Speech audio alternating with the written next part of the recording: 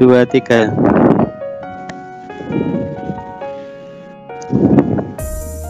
Baik, terima kasih. Selamat siang teman-teman peserta Diklat Merdeka Belajar 2 SLCC PGRI Jawa Timur. Assalamualaikum warahmatullahi wabarakatuh.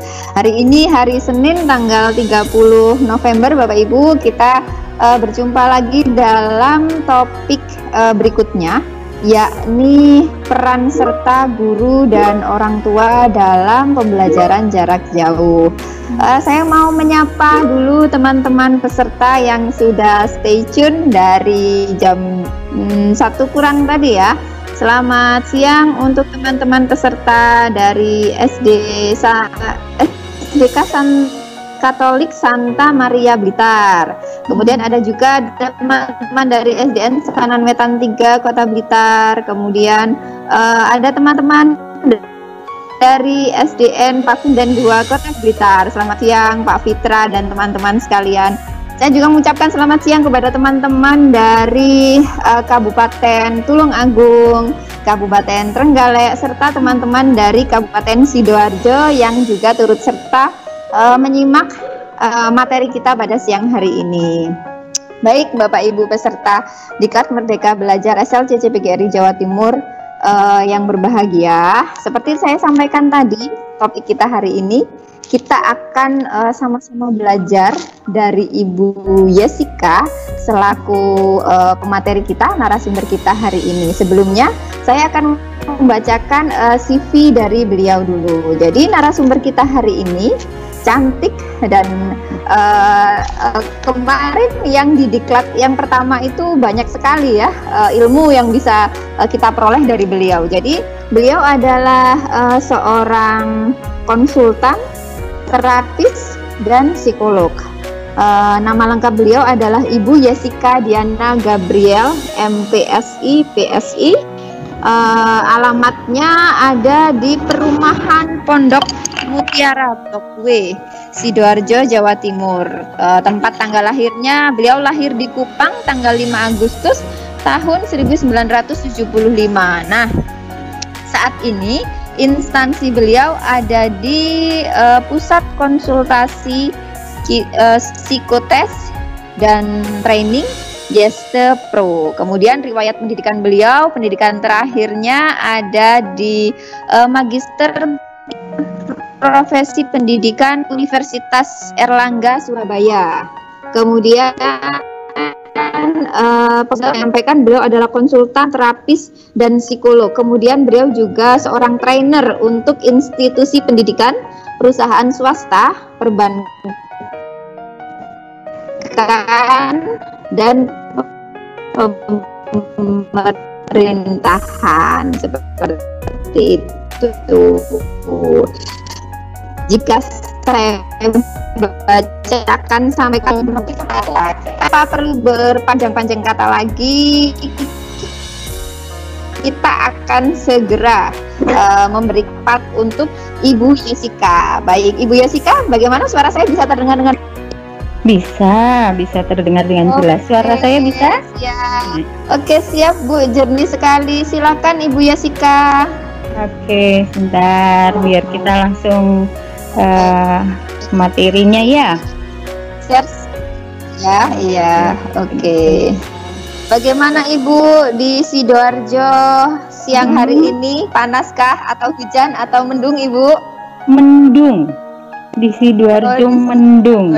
Sama Ibu, di Kota Blitar juga seperti itu. Oke Ibu, screennya sudah terlihat? Ya. Oke, sudah terlihat. Silakan Ibu, bisa dimulai. Yesika. Oke, selamat siang Bapak Ibu guru yang baru beberapa waktu yang lalu hari guru ya gitu. Iya, hari betul guru. Sekali. Senang sekali saya dikasih kesempatan untuk bertemu lagi dengan Bapak Ibu. Karena sebenarnya ada banyak hal yang bisa kita sharingkan bersama dengan tujuan supaya kita sebagai guru gimana caranya membentuk anak-anak murid kita, siswa kita menjadi siswa-siswa yang unggul ya. Jadi memang ini temanya tentang great teachers and parents karena Bapak Ibu guru kan juga parents ya. Jadi tidak hanya sebagai teacher saja, tapi juga parents di rumah. Bagaimana, apalagi sekarang di era digital, ada pandemic situation, tapi juga ada revolusi industri yang luar biasa. Apa yang harus kita lakukan? Mari kita bahas bersama-sama ya. Ini tadi sudah dibaca tentang CV saya. Oke, sekarang kita mulai karena waktunya singkat, sedangkan slide saya banyak. Saya terbiasa mau membagi, kalau bisa dibagi semua ilmunya ke Bapak dan Ibu ya. Ketika kalau kita berbicara mengenai era revolusi industri, maka yang terjadi adalah bagaimana penggunaan teknologi internet secara masif di semua dimensi kehidupan, termasuk dalam dunia pendidikan. Mulai ada digitalisasi, kemudian ketika kita bicara mengenai teknologi, seolah-olah itu manusia dijadikan seperti robot. Saya juga terlibat di dalam satu grup ya, grup manajemen pengembangan sumber daya manusia. Kemarin kami masih berbincang-bincang lagi, kami ada pertemuan dan kemudian ada informasi baru dari seseorang yang sangat sangat punya peranan penting dalam dunia industri, terutama dalam HR dan lain sebagainya. Dia mengatakan bahwa justru pada tahun 1997, kalau misalnya Bapak Ibu masih ingat ya, tahun 1997 itu atlet yang paling hebat main catur itu justru dia bisa dikalahkan oleh komputer ya, bisa dikalahkan oleh komputer. Padahal dia sudah yang paling hebat ini, sehingga orang mulai kata, oh ini kita bicara mengenai artificial intelligence dan lain sebagainya. Kalau begini ceritanya manusia sudah nggak perlu lagi dong kita pakai komputer saja, kita pakai robot saja dan lain sebagainya. Kemudian itu yang terjadi, kita bicara mengenai di luar negeri ya. Tapi kalau di dalam negeri pun yang terjadi adalah di salah satu perusahaan yang besar, ada seorang yang lulusan dari luar negeri ya, S1, S2, S3 dari luar negeri, bahkan mereka mengambil certified juga langsung dari luar negeri. Posisinya sangat menentukan di dunia HR ya, human resource, jadi tentang di bagian tenaga kerja. Pada saat ini posisi dia diganti. Kenapa? Karena setelah ditemukan ada software yang bisa mengganti peranan mereka dalam melakukan audit dan lain sebagainya. Kemudian ini akan menjadi jadi suatu momok bagi kita, bagaimana ternyata manusia bisa digantikan oleh robot. Bahkan ada yang mengatakan teknologi ini membuat manusia ini seperti robot gitu. Karena kita menghadapi orang, kita merasa oh ya sudah ada sistemnya, kamu bekerja berdasarkan itu saja, seolah-olah kemudian yang terjadi adalah kayaknya kita nggak perlu lagi deh melakukan pendekatan personal approach gitu ya. Ternyata salah ya, justru karena faktor digitalisasi orang menjadi semakin sangat independen ya, kemudian semuanya individualisme. Nah sekarang bagaimana kita menciptakan anak-anak kita yang akan menjadi unggulan-unggulan ketika mereka sudah lulus dari sekolah ya, di dunia industri seperti ini. Poinnya adalah bagaimana kita mengajarkan mereka tentang manusia. Kita sih manusia, tapi apakah kita sudah bisa belajar bagaimana memanusiakan manusia dalam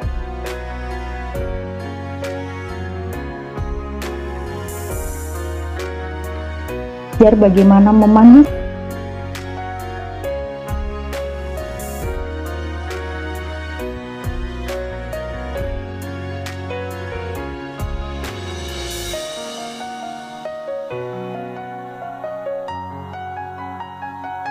manusia dalam pengertian bagaimana kita menciptakan manusia yang karakternya positif. Ini peranannya Bapak Ibu guru dan juga peranannya orang tua sebenarnya ya. Kenapa? Bagaimana kita bisa menunjukkan bahwa dengan perkembangan teknologi yang luar biasa, tetapi teknologi itu tidak lagi membuat, kalau sekarang banyak momok ya, takut ya, penjaga tol sebentar lagi sudah tidak akan ada, semua akan diganti oleh mesin. Ya, semua akan digantikan oleh mesin.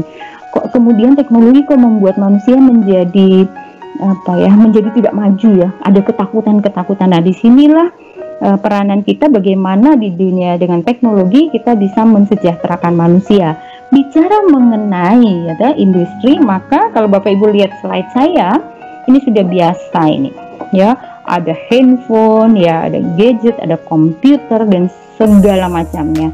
Nah, Bapak Ibu yang perlu kita ketahui ketika kita bicara mengenai membentukkan karakter, berbicara mengenai digitalisasi, berbicara mengenai bagaimana media sosial itu berperan bagi manusia. Coba kita persempit mengenai Indonesia ya. Media sosial yang paling banyak digunakan di Indonesia.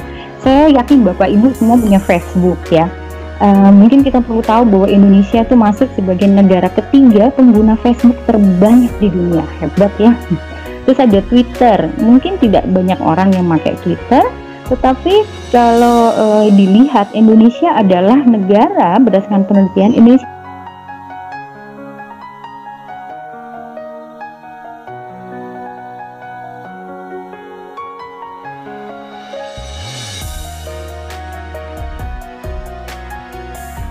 adalah negara yang paling ramah terhadap Twitter, dan sebagian besar tweet itu justru asalnya dari Indonesia.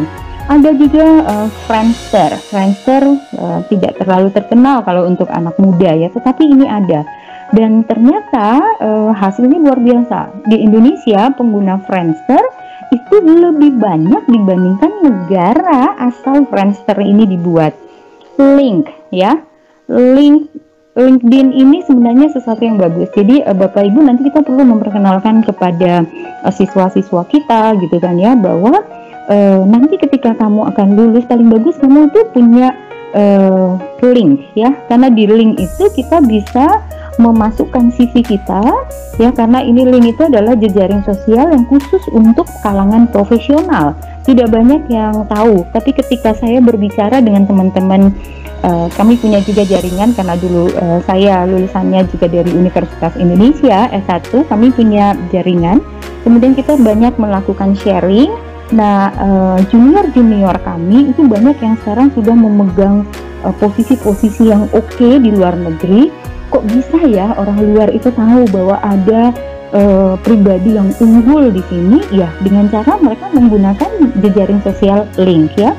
Nah, sebenarnya kalau di Indonesia pertumbuhan pengguna link ya di tanah air itu sebenarnya ketiga tercepat di sejagat ya, sejagat raya, ketiga yang tercepat.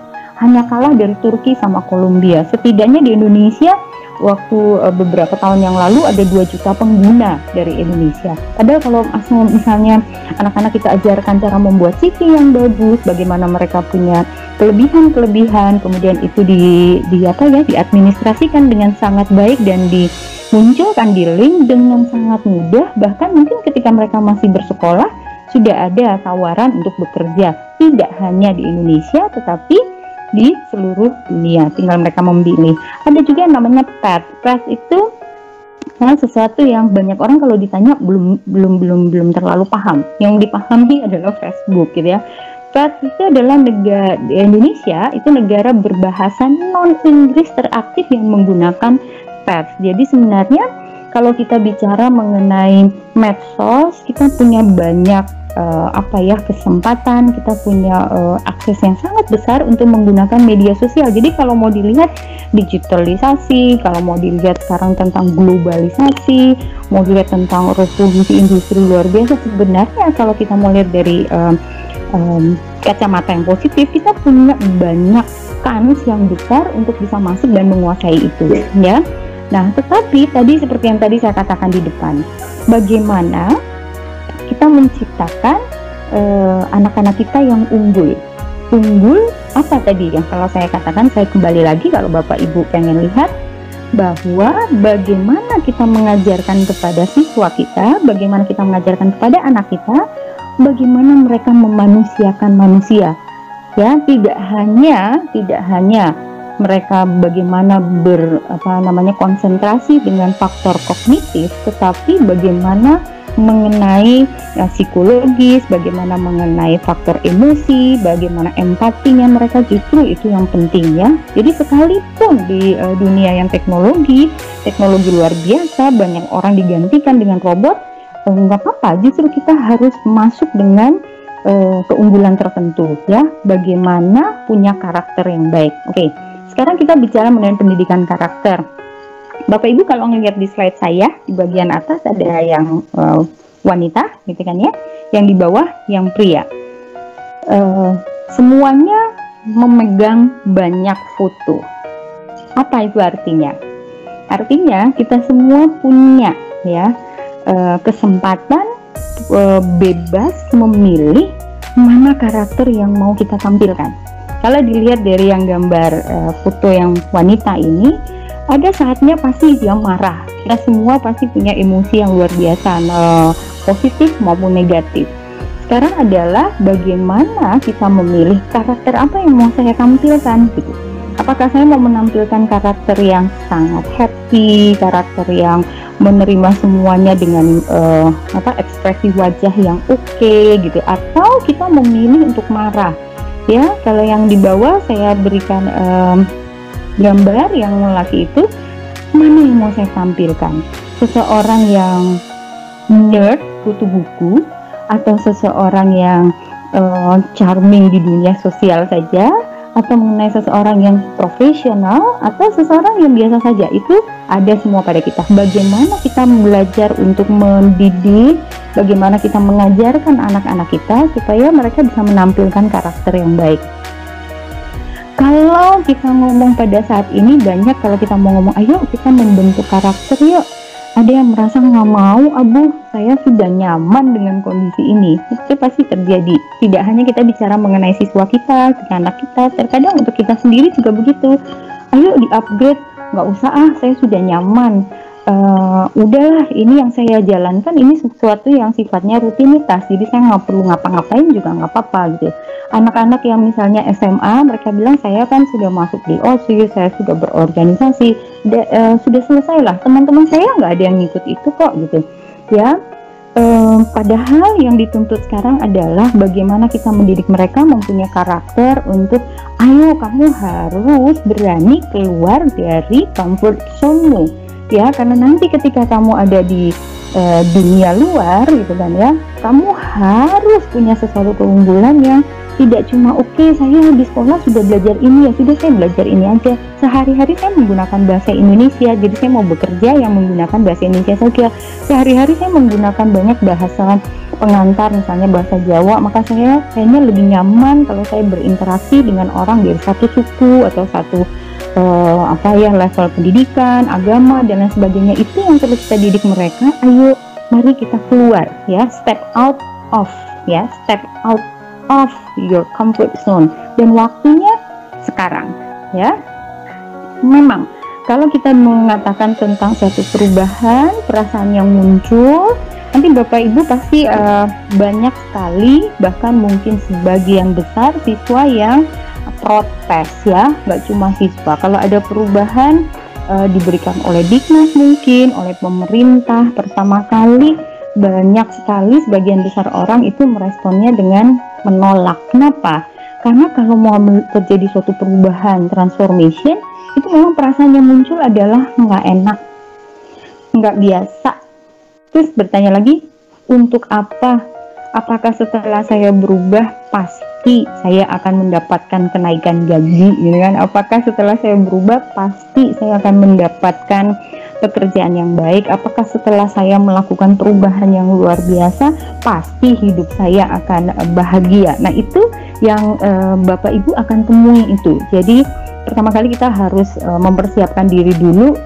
Kayaknya kita sudah mempersiapkan yang baik buat anak-anak kita, tapi kok respon mereka seperti itu. Nggak apa-apa, itu sesuatu yang lumrah, karena perasaan itu akan muncul kalau seseorang dituntut untuk melakukan perubahan ya. Sekarang kita berbicara mengenai konsep perubahan. Perubahan itu sebenarnya adalah terjadinya suatu pergerakan, ya kan? Perubahan itu adalah pergerakan, dan perubahan itu sebenarnya adalah sesuatu yang mungkin saja dilakukan. Kalau kita bicara mengenai transformation, kita bicara mengenai perubahan karakter, kita berbicara mengenai perubahan kualitas ya seseorang, maka perubahan itu pasti yang tujuannya adalah bagaimana supaya mencapai kesuksesan. Nah, ini yang perlu Bapak Ibu kita dengan secara terus-menerus, mungkin dengan drill boleh, atau pendekatan secara personal gitu ya dengan siswa kita, bagaimana mengatakan kepada mereka, mengempati mereka, membuat mereka sadar bahwa sebenarnya mereka perlu nggak sih, mereka pengen nggak sih menjadi orang yang sukses. Karena kalau misalkan mereka cuma bilang enggak, yang penting saya selesai sekolah, ya udah gitu. Apalagi misalnya yang perempuan, ya udah kok katanya orang tua saya setelah umur segini nanti saya cuma tinggal menikah gitu misalnya. Nggak apa-apa, mau menikah mau tidak, mau langsung menikah atau nanti bekerja, mau ada di lingkungan keluarga, apa lingkungan kerabat yang lebih besar, atau mau keluar dari manapun juga, kita perlu menekankan pada mereka bahwa ayo, kamu perlu punya goal ya, goal, dan pasti kamu bisa gitu kan ya. Nah, kita berbicara ya, ketika kita berbicara mengenai transformation, Bu Jessica, ada yang pernah tanya, gimana dong untuk step by stepnya supaya seseorang itu bisa berubah? Tadi kita mengatakan tentang karakter. Sebenarnya perubahan dalam hal apapun itu stepnya sama ya. Nomor satu, kita bicara mengenai apakah seseorang itu punya dream apa tidak ya, dia punya mimpi apa enggak. Kalau dia nggak punya mimpi, selesai Bapak Ibu ya. Jadi tugas kita yang paling pertama adalah bagaimana membuat anak-anak kita, siswa-siswa kita punya mimpi, dream ya. Dreams kenapa gitu ya, dreams itu apa ya Bu Jessica kalau anak-anak masih sekolah? Oke, dreamsnya bisa ditanyakan ke mereka, mungkin ada saat-saat untuk melakukan refleksi di sekolah gitu ya. Di rumah kalau Bapak Ibu mau itu dengan anak, bertanya bahwa sebenarnya menurut kalian apa sih gunanya kalian bersekolah? Untuk apa sih bersekolah? Untuk apa kita harus berprestasi? Ada yang bilang ya sekolah harus tuh gitu. Terus tapi ya sekolah asal sekolah, yang penting lulus selesai gitu kan ya. Nggak perlu juara. Nah, itu yang perlu di ini lagi ya, dikemas kembali bahwa tidak hanya orang tahu untuk apa dia melakukan sesuatu, tetapi kenapa ketika melakukan sesuatu itu dia harus berhasil ya. Kita bicara mengenai dreams. Kenapa saya katakan poin nomor satu adalah dreams? Karena dreams ini yang menjadi daya dorong, dreams ini yang menjadi drive yang luar biasa, dan dreams ini yang akan membuat seseorang mempunyai motivasi untuk melakukan sesuatu.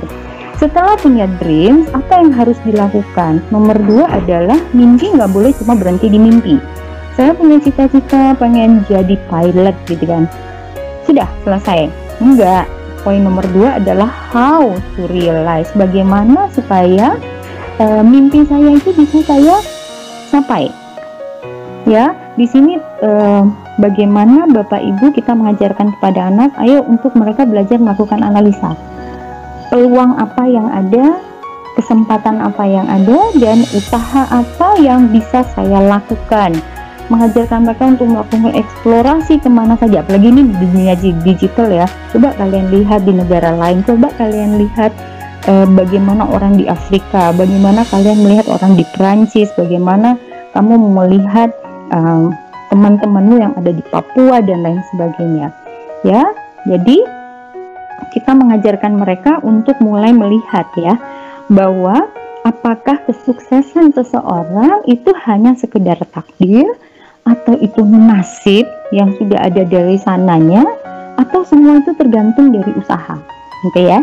Dan itu diajarkan kepada mereka bahwa ketika kamu akan berhasil, tidak hanya cukup dengan kamu melihat dirimu sendiri. Nggak hanya cukup dengan kalau kamu sudah pintar belajar maka kamu akan sukses, enggak. Tetapi bagaimana dirimu personal itu berinteraksi dengan lingkungan ya, kemudian ada usaha. Nah, itu baru bisa membuat seseorang menjadi berhasil. Nomor 1 sudah tahu dreamsnya, sudah punya dreamsnya. good ya. Tapi yang terjadi biasanya sekarang ya, jangankan anak SMA, mahasiswa aja sudah lulus ditanya kamu pengen jadi apa, nggak ngerti. Nah jadi starting pointnya nggak ada ya. Jadi kita tugas kita adalah bagaimana membuat mereka bermimpi. Bermimpilah yang tinggi-tinggi, terus melihat peluang, menganalisa peluang. Setelah itu jangan cuma sekedar menganalisa, harus melakukan sesuatu, harus ya bekerja, ada aksinya gitu. Nah kalau kita mau bicara tentang aksi, ini penekanannya kita akan bahas khusus mengenai aksi. Aksi ya, kamu akan berhasil ketika kalian punya keterampilan. Keterampilan itu diperoleh kalau seseorang mempunyai pengetahuan. Ya, pengetahuan ya, tidak hanya cukup skill kalau mau berhasil, ada keterampilan, ada pengetahuan, tapi yang paling utama adalah bagaimana karakter seseorang mengenai personality. Ya, sampai di sini.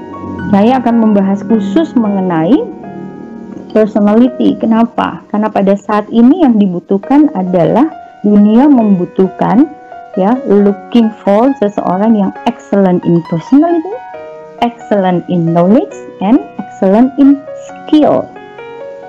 Knowledge didapat itu peranan Bapak Ibu luar biasa sebagai guru ya. Skill juga ada peranan kita, bagaimana mereka memperoleh sesuatu dan mereka mencoba melakukan, mengaplikasikan dapat skill. Personality ini poin utama. Banyak yang mengatakan bahwa nggak penting lah Bu Jessica. Penting ya. Jadi kalau kita lihat triangle of success, keterampilan, knowledge, dan personality. Dan ternyata dari hasil penelitian, personality itu yang punya peranan yang paling besar. Saya tunjukkan ya, mengenai personality. Apa itu kepribadian? Kepribadian adalah bagaimana seseorang itu bisa tampil secara unik.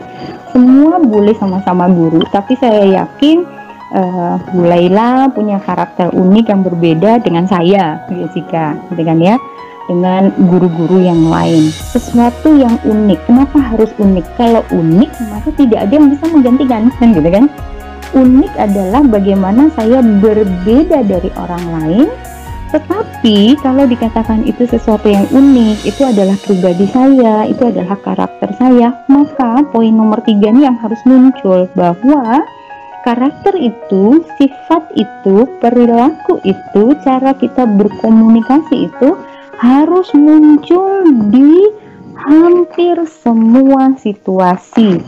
Pada saat kita bertemu dengan hampir semua orang ya. Jadi dimanapun, kapanpun, dan dengan siapapun kita berinteraksi, barulah kita bisa katakan bahwa itu karakter saya ya, that's my character. Bapak Ibu, coba kita mundur ya. Kenapa saya katakan bahwa karakter atau kepribadian itu sesuatu yang penting? Ini ada hasil survei Bapak Ibu yang dilakukan oleh Stanford Research Institute bekerja sama dengan Harvard University, dan mereka bekerja sama dengan Carnegie Foundation. Bapak Ibu pasti sudah tahu Stanford dan Harvard itu sesuatu yang bergerak, ini adalah di dunia pendidikan secara kognitif ya. Carnegie Foundation itu adalah satu lembaga yang bergerak di bidang kepribadian. Mereka meneliti pada 16 jenis industri di Amerika, memang ya, 16 jenis industri di Amerika. Beberapa waktu lalu saya mengikuti survei yang dilakukan untuk seluruh dunia, tapi saya sedang menunggu apa hasilnya ya, supaya kita tahu di belahan dunia manapun juga apa yang terjadi di sana. Saya sebagai salah satu volunteer dan saya pengen dapat hasil itu. Nanti kalau sudah dapat hasil mungkin saya bisa share ke Bapak Ibu ya. Ternyata berdasarkan survei yang mereka lakukan, 3 institusi ini, Stanford Research Institute, ya, Harvard University, sama Carnegie Foundation, ditemukan bahwa penguasaan pengetahuan dan keterampilan, knowledge and skill, yang berkaitan dengan profesi seseorang, itu hanya menyumbang 15%. Ya, hanya menyumbang 15% dari keberhasilan seseorang. Ya.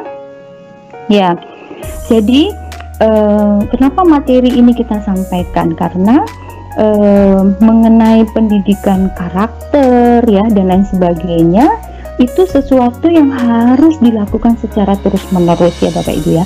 Pendidikan karakter yang perlu dilakukan secara terus-menerus berarti harus di-drill. Bapak Ibu terbayang bahwa ketika seseorang, misalnya siswa kita sudah berusia, misalnya kalau SD saja ya sudah 7 tahun, berarti karakter itu sudah terbentuk selama 7 tahun. Dan sekarang kita sebagai guru, kita punya tanggung jawab juga untuk membentuk karakter. Kemudian yang menjadi pertanyaan Bu Jessica, tapi kan yang lebih banyak ada itu kan ya lebih banyak ada itu adalah sekarang anak-anak di rumah. Nah justru ketika sekarang kita punya waktu yang lebih banyak Bapak Ibu, bagaimana kita mengajarkan kepada orang tua dan juga kita sebenarnya guru. Bapak Ibu, saya yakin pada saat ini siswa-siswa semakin merasakan bahwa peran guru itu sangat besar. Jadi sebenarnya kalau dalam keadaan pandemi seperti ini, kita punya kita bisa semakin punya posisi yang bagus sebenarnya di siswa, di orang tua, dan sebenarnya di dunia. Kenapa? Karena semua sekarang menjadi semakin aware dan sadar bahwa peranan guru itu besar. Jadi Bapak Ibu, kita punya peranan bagaimana kita mengambil alih gitu ya, karena mereka semakin tahu bagaimana tugas pentingnya peranan seorang guru, terutama ini kalau kita bicara mengenai pembentukan karakter, maka kita punya andil yang sangat besar ya dalam pembentukan karakter. Saya kembali ke hasil survei. Hasil survei mengatakan 15% memang mengenai profesi, tetapi 85% bagaimana seseorang berhasil itu karena dia punya pengetahuan dan keterampilan mengenai manusia. Saya yakin Bapak Ibu punya pendapat yang sama dengan saya. Sekarang menjelang penilaian akhir semester ya, ada sekolah-sekolah yang sudah selesai, ada beberapa sekolah swasta yang sudah selesai, ada yang sedang melakukan, ada yang nanti baru akan melakukan pada akhir atau awal Desember ya, mulai tanggal 7. Tapi ada yang sudah selesai. Nah, pada saat sekarang saya yakin Bapak Ibu ketika melakukan penilaian, saya yakin Bapak Ibu tidak hanya menilai berdasarkan apa yang mereka sampaikan, apa yang mereka kirim di Google Classroom, ketika mereka harus mengumpulkan sesuatu, kerja kelompok dan lain sebagainya. Bagaimana Bapak Ibu bisa meyakinkan bahwa pekerjaan itu adalah pekerjaan anak kita sendiri, yang dia nggak nyontek dari temannya. Ini kita ngomong tentang karakter, oke ya Bapak Ibu ya. Ini kita bicara mengenai karakter ya. Jadi justru peranan kita besar sekali. Kalau ada yang ngomong, sudahlah kalau sudah zaman pandemi gini, udah orang tua aja yang paling besar. Orang tua iya, tapi guru juga iya. Gitu ya. Jadi bagaimana sekarang nanti dari hasil ini Bapak Ibu bisa mengajak orang tua bekerja sama gitu ya. Tapi saya kembalikan lagi, Bapak Ibu, semakin orang tua dan siswa diyakini dan benar-benar merasa membutuhkan Bapak Ibu, ini peranan kita. Oke, sekarang kita balik ya. Kalau kita sudah punya pemikiran yang sama bahwa ternyata supaya mereka bisa unggul gitu kan ya, yang penting adalah bagaimana tidak hanya mereka menguasai secara kognitif, tetapi bagaimana mereka mengetahui pengetahuan dan punya keterampilan menghadapi orang, oke, manusia ya. Nah, itu yang kita bicara tentang kepribadian. Oke, Bapak Ibu, sekarang kita bahas secara detail. Saya rasa ini termasuk poin yang penting sekali untuk Bapak Ibu catat nih ya, dan perlu melakukan. Ketika bicara mengenai kepribadian, oke Bu Jessica, kami paham kepribadian itu juga penting. Terus bagaimana pembentukannya? Nah, ini yang ada di slide saya Bapak Ibu. Sama dengan saya yakin guru-guru kita punya pengetahuan yang sama ya, kognisi, afeksi, psikomotor, itu pasti semua guru tahu. Bicara mengenai pembentukan kepribadian pun sama. Kepribadian dimulai dengan bagaimana seseorang mempunyai pemikiran akan sesuatu. Bila pemikirannya itu negatif, maka perasaan yang muncul adalah negatif juga, berupa takut, cemas, tindakannya menjadi salah tingkah. Contohnya, siswa kita yang lagi belajar di rumah ngumpulin tugas, kemudian Bapak Ibu mulai secara personal mulai menghubungi siswa, itu siswanya sudah langsung gini, aduh mati nih, waduh, ya di pemikirannya ya, waduh, aku ditelepon. Kalau pemikiran negatif, waduh, ketahuan kalau aku salah gitu kan ya, maka perasaannya dia akan cemas. Kalau cemas, kemudian dia ketika menerima telepon dari bapak ibu, pasti perilakunya akan salah tinggal, nggak tahu bu, wah gitu ya, bahasanya menjadi terbata-bata dan lain sebagainya. Tetapi kalau mulai kita mengajarkan mereka dengan mereka belajar di rumah pun, bapak ibu mulai bisa memasukkan ya peranan kita. Jadi kalau kedengaran mereka mulai takut dan lain sebagainya, bapak ibu bisa nanya kenapa gitu ya. Stop dulu, jangan mikirin apa-apa, dengarkan apa yang mau bapak atau ibu sampaikan ke kamu gitu kan ya. Jadi mengajak mereka untuk lebih jernih cara berpikirnya, berpikir yang positif, karena kalau berpikir yang positif perasaan yang muncul menjadi pede gitu. Waduh, kayaknya guru ini menghubungi aku karena nilaiku yang bagus gitu kan ya, jadi semakin percaya diri ya, itu yang terjadi. Nah, bicara mengenai pemikiran, seringkali orang bilang itu teori itu gampang, betul. Kalau ada pelatihan beneran kita bisa bahas ini gitu ya, tapi ini jadi PR, mungkin nanti ada yang mau join kali ya, mau jawab. Kalau pemikiran mengatakan saya selalu gagal, nggak bisa bu, memang saya itu kalau pelajaran matematika, anak kita yang siswa kita yang ada di rumah dikasih tugas nggak bisa bu, kalau disuruh bikin makalah saya nggak bisa gitu loh, soalnya setiap kali bikin makalah pasti nilainya jelek. Nah itu berarti pemikirannya negatif. Kalau pemikirannya negatif, maka perasaannya pun akan negatif, perilakunya pun pasti akan salah tingkah gitu kan ya. Ada juga yang bapak ibu lihat ya, poin yang kedua, ini sesuatu yang menarik ya. Ternyata ketika orang berpikir ya, ketika seseorang berpikir bahwa saya harus menjadi yang terbaik, itu justru ternyata termasuk kategori pemikiran yang negatif. Kenapa? Nanti kita bahas. Bicara mengenai tindakan, kalau dilihat dari gambar yang ada, pasti semua sepakat bahwa yang positif adalah yang di tengah, yang samping-samping ya kita udah tahu, berarti tindakannya itu negatif. Orang yang pemikirannya positif, wajahnya pasti senyum. Tapi orang yang sudah mikirnya, aduh mati aku, aduh ketahuan aku telat, aduh kalau sudah aduh duluan, mati duluan, wajahnya pasti berubah ya. Nah sekarang apa yang harus kita lakukan? Sini peranannya bapak ibu dalam pendidikan jarak jauh ya, anak-anak ketika belajar di rumah, bagaimana bapak ibu peranannya untuk selalu memberikan support ke mereka bahwa ayo nak, percaya sama dirimu sendiri, coba kamu kerjakan tugasmu, kalau enggak coba kamu tanya ke ibu. Nah ketika bapak ibu melakukan itu, sebenarnya bapak ibu melakukan proses pembentukan karakter yang lebih baik gitu kan ya. Jadi mengajarkan mereka untuk tidak takut bertanya. Kalau itu dilakukan secara terus menerus, maka terjadi proses pembentukan perilaku, pembentukan karakter yang oke. Ada yang mengatakan saya nggak bisa bu. Oke, orang yang mengatakan bahwa sulit melakukan perubahan itu sebenarnya karena orang yang takut dengan resiko ya, dia selalu melihat, dan kalau ngomong gini, jika kalau bu, kalau kayak begini pak, kalau begini, itu orang ciri-ciri orang yang takut dengan resiko ya. Atau orang yang cuma fokusnya pada hambatan, nggak bisa bu, saya nggak bisa bahasa Inggris, nggak bisa bu, di rumah saya nggak punya komputer, nggak bisa bu, ini mesti jagain adik bu, nggak bisa bu, adiknya nangis. Nah, itu akan pasti bermuara pada kesulitan.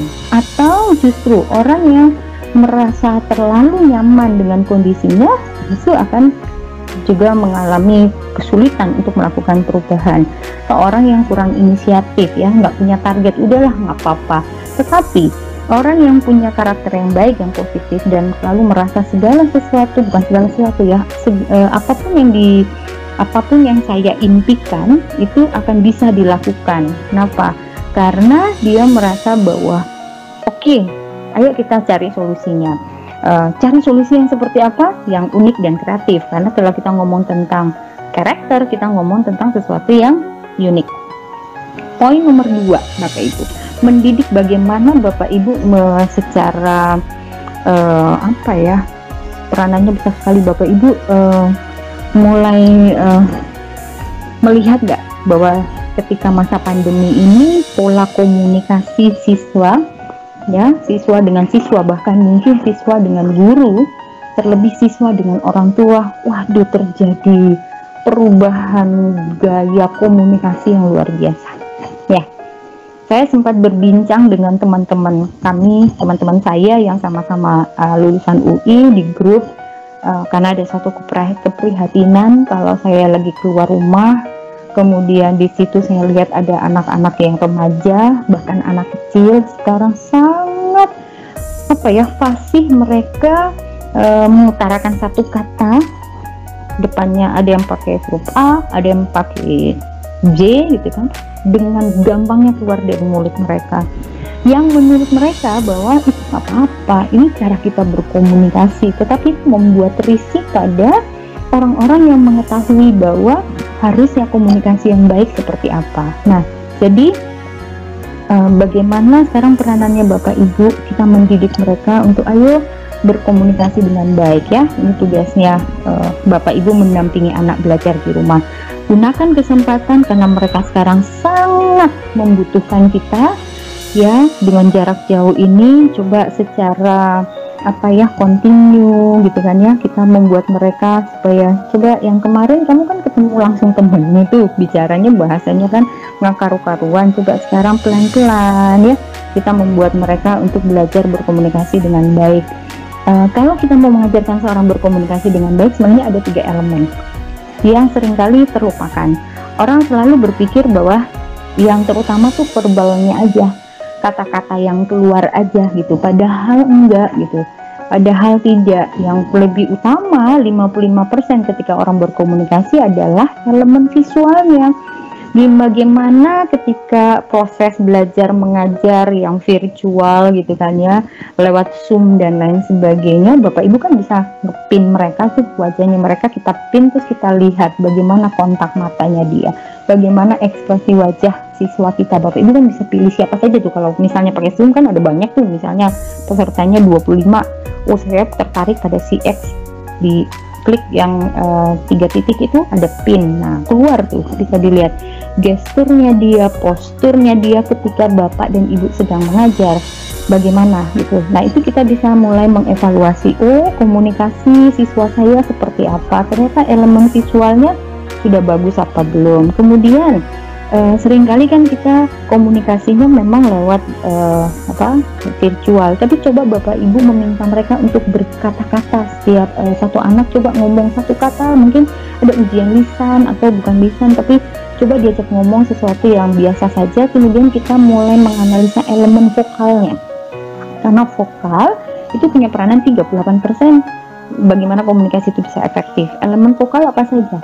Volume suaranya, kecepatan bicaranya, intonasinya, itu kan dipentingkan. Kalau ada orang yang ngomong terus, berarti kita tahu bahwa ngomongnya kecepatan, kemungkinan orang ini grogi, stres. Kalau ngomongnya terlalu lambat, iya saya, mungkin dia sakit dan lain sebagainya. Nah, sebentar lagi kan kalau berdasarkan aturan atau kebijakan yang dikeluarkan, harusnya Januari nanti sudah ada proses tatap muka ya Bapak Ibu ya. Jadi nanti kita bisa melihat ada perbedaan nggak anak-anak kita ya dalam hal komunikasi.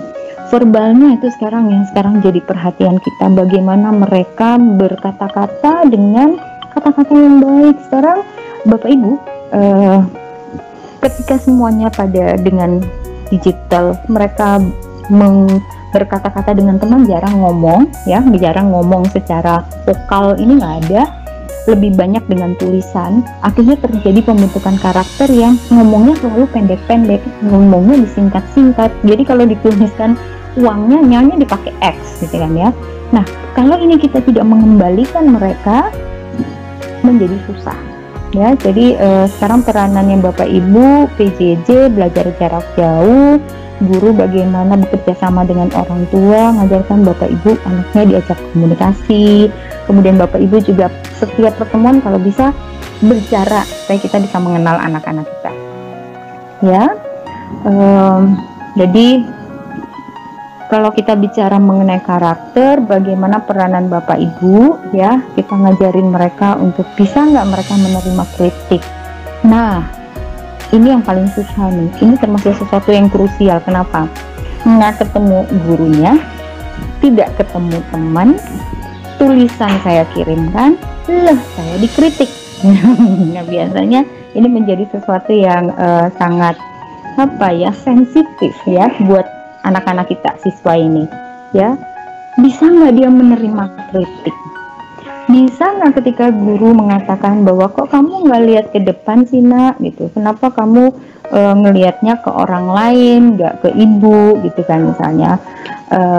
Dan apakah gitu ya, kalau perlu Bapak Ibu 4 poin ini yang saya tuliskan di slide, Bapak Ibu bisa lihat, Bapak Ibu coba berikan kepada siswa. Kita juga coba Bapak Ibu sekarang mengisi, apakah saya termasuk orang yang bisa terima kritikan dari sesama guru, dari siswa, dari anak?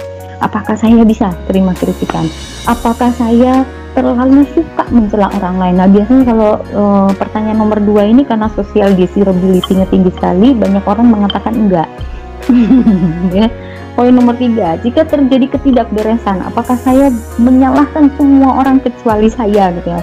Loh, kok pelaksanaan ini tidak terjadi? Kamu sebagai tim bagian ini kok bisa gini? Ayo pertanggungjawaban. Kamu ini.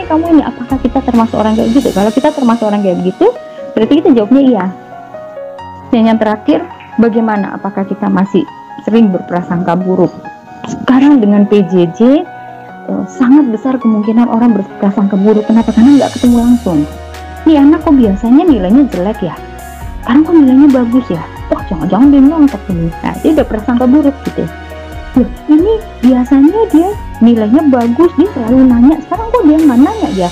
Apa dia sudah nggak senang lagi sama saya? Kita berprasangka buruk ya. 4 pertanyaan ini, kalau Bapak Ibu menjawabnya iya, itu 2 atau lebih dari 2, maka kita termasuk orang yang karakternya besar kepala. Kalau memang iya, ada tips yang saya berikan untuk kita ajarkan kepada anak-anak kita, kepada kita juga ya. Coba minta supaya kita bisa menerima kritikan. Coba minta, kalau di rumah kita mengatakan mereka, coba kamu minta papamu ngasih masukan, apa sih hal-hal yang tidak baik, 4 hal yang tidak baik yang mereka nilai tentang kamu. Apa mama, kakak, adik, guru, kita pun sesama guru mulai bisa, ayo coba ibu coba nilai saya. Tetapi kalau diomongin secara lisan biasanya orang itu sungkan, jadi dikasih kertas aja. Bapak Ibu bisa melakukan itu. Ini juga bisa kita ajarkan ya, ketika kita mengajar selesai pertemuan, apakah Bapak Ibu juga pernah melakukan ini, introspeksi? Anak-anak, sesi udah selesai, kasih masukan ke ibu dong. Kalau kita mau jadi pribadi yang tahan ya terhadap kritikan, yang tidak berbesar hati terlalu dan sombong, yang kita tanyakan jangan yang bagus-bagus. Coba kasih masukan ke ibu supaya pertemuannya bisa lebih baik. Ibu kurangnya di mana ya nak, misalnya gitu. Karena ada gurunya anak saya lucu, ketika dia suruh anak-anak ngomong, kalian kerjakan, kemudian mereka merespon di chat, nggak bisa pak, soalnya tulisan bapak tidak terbaca. Marah dia, kok bisa nggak kebaca? Kamu aja tuh, mungkin kamu bacanya sambil tiduran. Dan saya mendengar. Jadi saya bilang, oke, nggak apa-apa, nanti kita lihat ada perubahan nggak sama gurunya. Kalau tidak ada perubahan, nanti mama beritahu ke sekolah. Gitu ya. Nah, jadi bagaimana sekarang kita sebagai orang tua, kita sebagai guru yang di dalam era PJJ ini, pendidikan jarak jauh, ketika kita sudah tahu bahwa kita punya peranan yang anak-anak memahami, orang tua pun semakin memahami kalau guru punya peranan yang besar, bagaimana kita membuat mereka itu menjadi anak-anak yang beauty, handsome ya, kalau laki-laki ya, inner maupun outer. Ya, tapi yang paling utama kita bicara mengenai yang inner ya. Oke. Dan kalau mau bicara mengenai pembentukan karakter, sebenarnya pembentukan karakter asal usulnya dari pikiran. Jadi ini ada, nanti kalau Bapak Ibu mungkin bisa ngecek ya, ini ada pendapat dari salah satu tokoh yang terkenal. Thought becomes words. Apa yang kita pikirkan itu akan menghasilkan apa yang keluar dari mulut kita. words akan becomes action. Kalau kita sering-sering bicara, maka akan menggoda hati kita, memotivasi kita untuk melakukan itu. Action create habits. One single action, satu hal sedikit saja perubahan, tapi kalau dilakukan secara terus-menerus, maka itu akan menjadi suatu kebiasaan. Kebiasaan, apalagi kalau sudah ada kebiasaan, kebiasaan akan create karakter, ya. Kemudian karakter brings personality, ya. Jadi maka dikatakan thoughts brings personality. Tugasnya Bapak Ibu, apalagi karena kita tidak bersentuhan langsung dengan anak, maka kita punya banyak peranan untuk mempengaruhi, membentuk bagaimana anak itu berpikir, ya. Dari berpikir, kalau berpikirnya sudah bisa kita bentuk, bisa kita mereka percaya dengan kita sehingga mereka terima semua apa yang kita utarakan, maka kita akan bisa membantu mereka untuk mempunyai kepribadian yang lebih baik, ya. Jadi kalau kita bicara mengenai character education, ada kata-kata if there's a will, there's a way. Saya rasa itu dulu Bu Laila, supaya kita bisa ada tanya jawab. Ya. Baik. Ya. Oke. Terima kasih Ibu Yesika. Oke, baik teman-teman. Adalah paparan dari Bu Yesika. Saya persilakan kepada teman-teman yang memiliki pertanyaan, silakan diketikkan di kolom Q&A seperti itu. Nah, jadi begini Bu Yesika ya. Iya. Karena topik kita adalah peran guru dan orang tua dalam mendampingi anak ketika PJJ ya. Kita bahwa saya sendiri juga kayak gitu. Beberapa kali siswa mengumpulkan tugas ke sekolah itu jika saya amati tutur katanya itu sudah beda ya, karena mungkin dia ketika di rumah itu banyak main YouTube yang acara-acara gaming. Nah, betul. Meniru perkataannya si gamers itu, umpatan atau benar seperti itu ya. Nah, sementara di sini saya selain menjadi guru, teman-teman yang lain juga kayak gitu, juga sebagai orang tua. Benar. Jadi gimana ibu-ibu? Saya yakin teman-teman yang sekarang ini juga menjadi peserta ya, mereka juga para guru dan para orang tua. Nah, tips-tipsnya saya sebagai orang tua ini dalam mendampingi murid saya belajar, juga mendampingi anak saya belajar itu seperti apa? Silakan. Jadi kalau secara garis besar gitu ya, dikatakan bahwa justru ya kalau orang lain melihat fenomena ini dari sudut yang negatif ya Bu Laila ya. Kalau saya mengajak, mari kita orang tua dan guru, terutama guru, karena kita adalah orang tua di sekolah untuk siswa-siswa kita dan orang tua di rumah untuk anak-anak kita melihat dari kacamata yang positif ya. Kenapa? Karena nomor satu dulu, ketika guru dan orang tua percaya diri, yakin bahwa sesuatu ini bisa kita rubah dengan lebih baik, maka itu kita sudah punya satu poin keunggulan untuk kita bisa memodifikasi perilaku anak ya. Jadi kalau di psikologi, nomor satu yakin dulu gitu ya, guru sama guru, baik saya sebagai guru maupun saya sebagai orang tua, yakin dulu bahwa saya bisa memegang peranan penting untuk melakukan perubahan. Terus yang kedua, tadi saya katakan sebenarnya justru PJJ, orang tua dan guru, orang tua dan siswa semakin menyadari bahwa guru peranannya gede. Jadi sebenarnya kita punya peranan yang sangat besar, ya kan? Yang ketiga, kita juga nggak bisa memungkiri bahwa seperti yang dikatakan Bu Laila tadi, bahwa zaman sekarang tuh anak-anak karena mereka itu banyak main game ya. Jadi bahasanya itu, waduh, pemilihan kata vocabnya itu luar biasa, membuat telinga kita panas, gitu kan ya.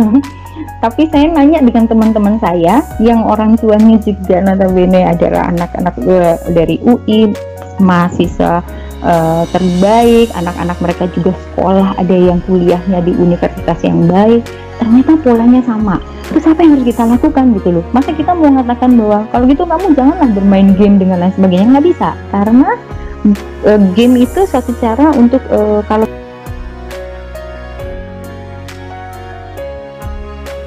kita lihat dari sisi yang positif, sebenarnya itu membuat seseorang itu jadi lebih termotivasi melakukan sesuatu karena sifatnya adalah mood booster ya, energi booster. Nah, apa yang bisa kita lakukan sekarang? Ada Bu Laila dan Bapak Ibu guru. Poinnya adalah sekarang kita bisa membuat mereka jauh lebih cerdas ya. Kita bisa membuat mereka jauh lebih cerdas, jauh lebih bijaksana. Dengan cara begini, kita katakan kepada mereka, nah, ketika kamu menggunakan kalimat seperti itu adalah suatu kata-kata yang mungkin untuk kalian pada usia kalian, gitu kan ya, dengan kondisi yang sama kalian sedang bermain, itu adalah bentuk komunikasi yang asik menurut kalian. Tapi ketika kamu berinteraksi dengan guru, ketika kamu berinteraksi dengan orang tua, ketika kamu berinteraksi dengan orang lain, maka gunakanlah ya kalimat yang berbeda. Kalau itu yang selalu kita lakukan, maka sebenarnya ada poin bagus, mereka akan belajar untuk melakukan switch. Ya, kalau saya ketemu teman saya X, maka ya saya akan menampilkan saya yang X supaya bisa diterima oleh kelompok saya, ya kan? Tapi kalau saya sedang berhadapan dengan guru saya, maka saya tahu kalau berhadapan dengan guru, bahasa yang digunakan adalah bahasa Indonesia yang baik dan benar, kan gitu kan ya, dengan kosakata yang bagus. Nah, kalau itu kita bisa mengajarkan mereka dengan sangat baik, jadi tidak langsung menyalahkan mereka. Karena kalau kita menyalahkan pada zaman sekarang, kalau semakin kita salahkan, mereka malah semakin lari, kan gitu ya, nggak mau deket sama kita. Jadi oke, itu cara keahlian, biar dia enjoy beberapa saat. Tapi kalau kamu berbicara dengan mama, kamu berbicara dengan guru, maka gunakan dengan tata cara yang baik, dengan kosakata yang baik. Yang tadi elemen komunikasi ada 3 ya, Bapak Ibu ya. Ya, visual, verbal, dan apa? Ada satu lagi itu kan. Nah, 3 itu mereka harus perhatikan. Begitu, Bu Laila. Oke, terima kasih sekali Bu Yesika. Jadi tidak serta-merta mengatakan itu kalimat yang salah, enggak boleh, tetapi justru kita bisa mengarahkan supaya nantinya mereka malah bisa switch ya. Nah, kemudian bisa belajar dari situ bagaimana caranya supaya saya bisa diterima oleh lingkungan A, kemudian diterima oleh lingkungan B, seperti itu ya Bu ya. Oke, terima kasih Bu Yesika. Ini ada pertanyaan dari Ibu Ririn Wahyuni Bu. Bu, kenapa tadi Ibu menyebutkan bahwa jika kita berkeinginan untuk menjadi yang terbaik, itu dikategorikan sebagai pikiran yang negatif, seperti itu, Ibu. Pertanyaan yang bagus, saya nggak mau jawab dulu, saya mau cari tahu, siapa tahu ada peserta yang mau menjawab. Kalau sebagai guru kan juga gitu ya, kalau ada pertanyaan dari siswa jangan langsung dijawab kan. Oke, mungkin siswa yang lain ada yang bisa jawab, saya yakin pasti ada guru-guru yang bisa menjawab. Kenapa? Saya nggak mau jawab dulu ya, saya simpen ya. Baiklah, pertanyaan dari Bu Ririn, sementara masih disimpan dulu karena Bu Yesika mau memberikan kesempatan kepada teman-teman peserta yang lain barangkali mungkin punya clue atau punya jawaban. Kenapa sih jika kita itu ingin jadi yang terbaik, maka itu dikategorikan sebagai pikiran-pikiran yang negatif, padahal kita pengennya jadi yang terbaik loh ya. Tapi kenapa kok justru dikategorikan sebagai pikiran yang negatif? Silakan Bapak Ibu jika kira-kira mempunyai jawaban atau mungkin rasionalitas gitu ya, atau pendapat barangkali ya, silakan bisa diketikkan di kolom Q&A. Saya persilahkan Bapak Ibu. Yuk, pertanyaan kita lemparkan ke teman-teman peserta. Ini sambil menunggu respon dari teman-teman, bisakah saya membacakan pertanyaan yang lain ya Bu Yesika ya? Sambil menunggu tadi. Tapi kayaknya juga di layar ada Pak siapa? Pak Saiful. Pak Saiful. Selamat siang Bapak. Kita mau di belakang layar. Iya. Bu Yesika, satu izin, saya ingin bertanya. Boleh. Oke. Jadi biasa dalam dunia pendidikan, dunia pembelajaran, kita memberikan reward and punishment kepada peserta didik kita ya. Nah, bagaimana kita memberikan reward and punishment itu yang tepat sehingga anak didik kita, peserta didik kita itu bisa memiliki karakter yang kita inginkan, seperti itu, sehingga mendapatkan personality yang oke, seperti itu. Oh iya, betul-betul menarik sekali ya Pak Saiful. Soalnya kalau gini ya, kalau ketika kita pertemuan langsung di kelas itu saja kadang kita juga masih kurang tepat dalam memberikan reward and punishment ya. Apalagi sekarang ketika PJJ nih Bu, gimana tipsnya? Barangkali bisa disampaikan Bu Jessica. Reward and punishment. Semua dijadikan semua guru jadi psikolog aja ya. Kalau semua guru jadi psikolog nanti belum segampang itu juga. Jadi sebenarnya gini, mungkin ada sesuatu yang mau saya klarifikasi dulu ya. Siswa tidak kita bentuk menjadi seseorang yang karakternya seperti yang kita mau. Itu mungkin perlu kita perbaiki dulu ya. Mereka tidak menjadi seseorang seperti yang kita mau, tetapi mereka menjadi seseorang yang mereka inginkan dengan cara yang positif. Jadi lebih ke sana gitu kan. Karena itu saya katakan di awal tadi, kalau mau melakukan perubahan, nomor 1 kita tanya dulu sama mereka, apa sih yang jadi dreams-nya mereka. Mungkin Pak Saiful, mereka nggak mau terlalu hebat-hebat karena menurut mereka saya itu memang sengaja untuk tidak berprestasi. Kenapa?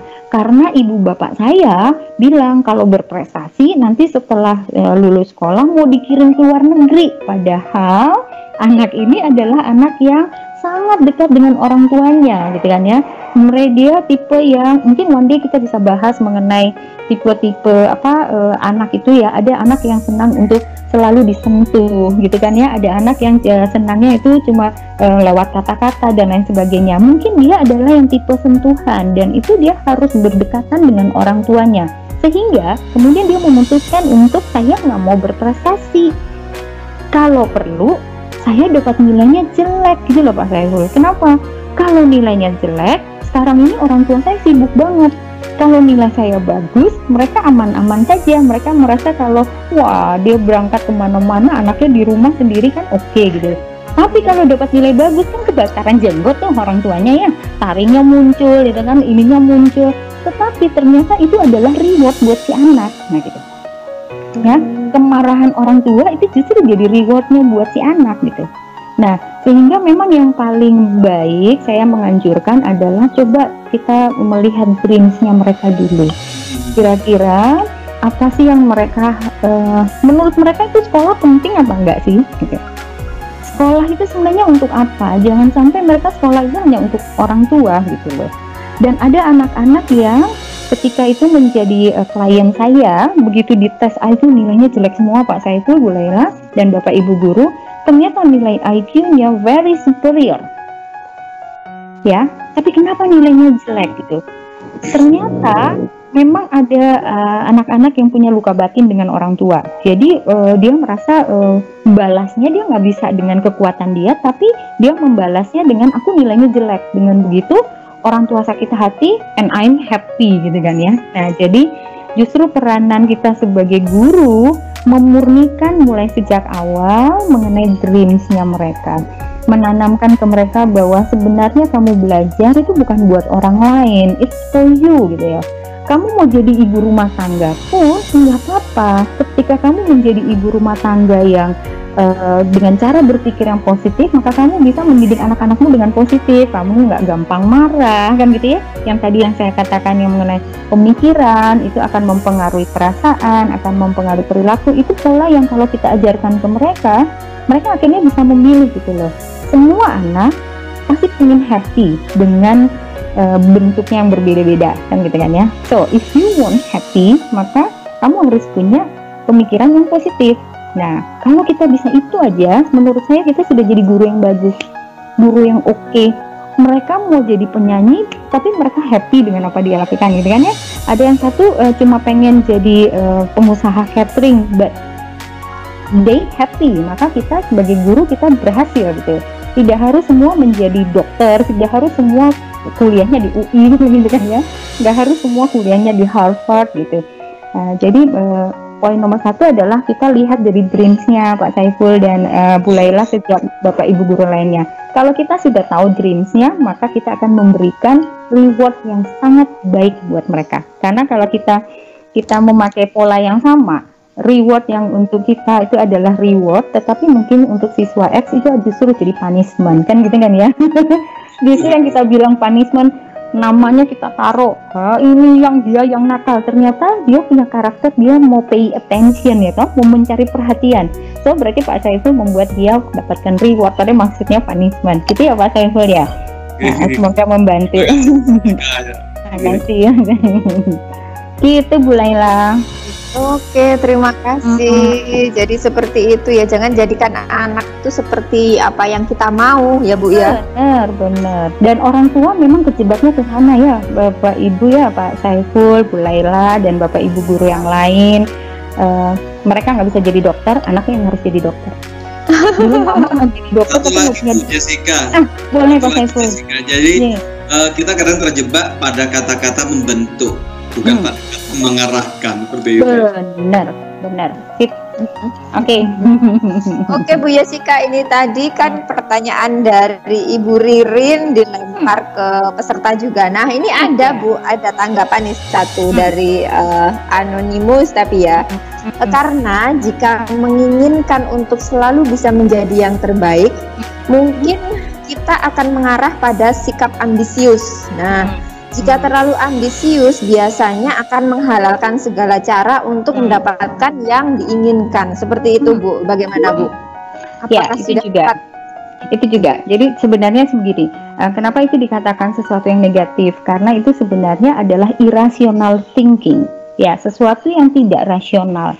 Tidak pernah ada orang yang menjadi dalam posisi terbaik, itu nggak ada. Benar nggak? Dan itu tidak terjadi selamanya. Miss Universe, dia adalah Miss Universe untuk tahun itu. But the next year, dia sudah nggak jadi yang lagi. Dia bukan jadi seseorang yang tercantik, ya, 3B-nya itu ya, beauty, brain, behavior gitu kan ya. Tahun depan dia udah dikalahkan lagi sama yang lain. Ya, jadi sebenarnya ketika dikatakan itu ya, sesuatu yang ketika kita bilang kamu harus, apalagi kata harus. Saya kalau ngasih pelatihan ke perbankan, paling banyak saya diprotes sama orang perbankan. Gak bisa Bu Jessica, moto kita adalah kami harus, terus saya bilang begini, saya nggak suruh Bapak Ibu ngubah tuh slogannya, saya bukan manajemennya, gitu kan ya, tetapi saya bertanya kepada Bapak Ibu, ketika kita mendapatkan penugasan, ketika kita mendapatkan sebenarnya reward, tapi dengan kata harus, merasa tertekan apa tidak? Tertekan. Ketika sesuatu itu kita lakukan dengan tertekan, kita tidak akan bisa menunjukkan apa yang terbaik yang kita punya. Ya, sehingga itu masuk dalam kategori irasional. Harus itu irasional. Jadi kalau Bapak Ibu ketika mengarahkan anak-anak, nggak bisa kita bilang kamu harus. Untuk kita itu sesuatu yang nggak apa-apa, tetapi harus itu masuk dalam irrational thinking, jadi diganti gitu kan ya. Terus tidak pernah ada orang yang dia terbaik di kelasnya, tapi belum tentu dia terbaik untuk kelas paralelnya. Ketika dia terbaik di sekolahnya, dia belum tentu menjadi terbaik sewilayah itu kan gitu. Sedangkan kalau kita sudah mematok dalam pemikirannya kamu adalah kita membentuk mereka justru menjadi pribadi yang nanti sangat mudah down. Sana katanya terbaik, sekarang aku ketemu orang yang lebih baik dari aku lagi, berarti aku tidak ada apa-apanya. Nah gitu loh, sehingga pemikiran itu sesuatu yang negatif. Saya mengajak Bapak Ibu sebagai orang tua ya, orang tua siswa di sekolah, di rumah, juga ilmu ini bisa dibagikan kepada semua orang tua. Jadi lebih enak mungkin kita mengajarkan mereka untuk kami akan berusaha seoptimal mungkin. Optimalnya anak X itu dapat nilai 60 ya, you do the best kan gitu kan ya, that's the best of you kan gitu kan sebenarnya. 60 itu the best of him loh, the best of her loh ya. Tapi anak yang satu ketika dia dapat 80, dia nggak boleh kita kasih reward. Kenapa? Karena sebenarnya kemampuan dia 100, berarti dia belum menampilkan dirinya yang sepenuhnya. Nah itu yang perlu kita ajarkan ke mereka. Bu Laila, Pak Saiful, saya akan berusaha semaksimal saya. Saya akan kerjanya dengan keras. Nah itu kita membentuk karakter mereka menjadi anak yang tekun, pekerja keras. Berapapun hasilnya, tapi you do the best, maka itu karakternya kan gitu ya. Jadi itu masuk kategori negatif. Itu jadi irrational thinking. Kebayang kalau Pak Saiful dibilang gini sama istrinya gitu ya, Papa harus jadi ini yang terbaik loh. Aduh gila, ini mesti mengalahkan bapak yang ini, ibu yang ini. Aduh kayaknya kalau tidak dapat gelar terbaiknya kan jadinya kan am I fail gitu kan ya, gitu kan. Padahal kan sebenarnya enggak gitu. Baik, terima kasih sekali. Jadi sebenarnya pikiran-pikiran terbaik itu adalah sesuatu yang irasional ya Bu ya, karena setiap bunga itu menurut saya ya mekar pada musimnya masing-masing, begitu ya. Benar. Iya. Jadi Miss Universe ya bunga di tahun itu, tahun depan dia akan digantikan bunga yang lain. Benar. Baik, terima kasih, menarik sekali Bu Jessica. Kalau semua harus hidungnya mancung, saya nggak laku Bu, hidung saya. Baik, ini ada pertanyaan lagi Bu Jessica. Beberapa pertanyaan yang mirip ya, yang mirip saya jadikan satu. Seperti ini Bu, bagaimana sarannya Ibu dalam memotivasi orang tua agar bisa tetap bisa mendampingi anak belajar di rumah dengan enjoy tanpa emosi, kemudian pada akhirnya yang mengerjakan tugas-tugas itu ya anak, ya bukan orang tua, karena yang terjadi selama ini seperti itu, yang terindikasinya seperti itu. Akhirnya guru bingung, ini yang mengerjakan anak atau orang tua, karena orang tuanya sudah kadung ini sudah pasang taring duluan, sudah emosi dalam mendampingi anak. Nah, tips-tipsnya dari Ibu Jessica bagaimana Bu? Kita memotivasi orang tuanya itu bagaimana? Baik, terima kasih. Silakan Bu. Ya, orang tua akan senang sekali, termasuk saya sebagai orang tua akan senang sekali, kan anak saya 3 ya. Yang pertama kelas 2 SMA, kelas 11, yang kedua kelas 6 SD, yang ketiga kelas 1 SD. Saya akan sangat senang ketika guru mengatakan gini, makasih Bapak Ibu, usahanya luar biasa, sehingga anak-anak ini proses belajarnya sudah berjalan dengan sangat baik, tanpa Bapak Ibu kami juga nggak bisa ngapa-ngapain. Itu satu, bahwa kami dihargai. Dan yang kedua, sekarang orang tua lagi butuh support, lagi butuh penghargaan luar biasa dari guru gitu kan ya. Kalau perlu kita kontak per individu, japri gitu, mengatakan, Ibu, meskipun yang kita japri ini nilainya jelek, kita lihat begitu misalnya yang dapat nilainya jelek, ketika Bapak Ibu japri, kemudian orang tuanya ngomong aduh maaf, oke, kalau dia sudah mulai dengan aduh maaf, kita sudah tahu bahwa nih orang tua pemikirannya sudah negatif. Ya, ini poin yang Bapak Ibu ngambil masuk ke dalam. Kenapa Bu, maaf gitu. Kami justru menghubungi Bapak Ibu, kami berterima kasih ya. Selama ini kami kesulitan, tetapi dengan Bapak Ibu di rumah mendampingi anak, proses belajar yang tadi harusnya di sekolah kami kesulitan saja, ternyata peranan Bapak Ibu berapa persen pekerjaan kami bisa dibantu oleh Bapak Ibu gitu ya. Nah, terus mulai ditanya, mungkin kita bisa sharing Bu, ada hal-hal yang Bapak Ibu bisa berhasil membuat anak Bapak Ibu oke, karena ternyata dengan tanpa kami pun proses belajar bisa berjalan, dan mungkin ada hal-hal yang kami ada trik-trik tertentu kita bisa berbagi kepada Bapak Ibu gitu loh. Tapi memang susah kok Bapak Ibu. Nah, itu mereka perlu dapat support itu, bahwa itu susah gitu. Jangankan yang besar, yang kelas 1 SD saya semakin pusing ya. Psikolognya aja semakin pusing. Memang yang paling susah itu adalah memberikan dasar gitu kan ya, baru tahu. Nah, jadi seberapapun nilai anaknya, karena itu kalau di beberapa sekolah itu memang ada parenting ya. Orang tua itu dikumpulkan, kemudian mereka mendapatkan informasi yang sama. Mereka juga perlu dikumpulkan karena mereka sekarang stres, bagaimana supaya mereka bisa memanage stresnya dengan baik gitu kan ya. Itu sangat perlu gitu. Bapak Ibu bisa sharing gitu. Bapak Ibu kan kita punya biasanya grup ya, satu anak kelas yang kita dampingi kan kita punya tuh, atau kita misalnya ngajarin satu mata pelajaran tertentu, misalnya pendidikan agama kan kita punya grup sendiri gitu kan ya. Terus sharing gitu loh.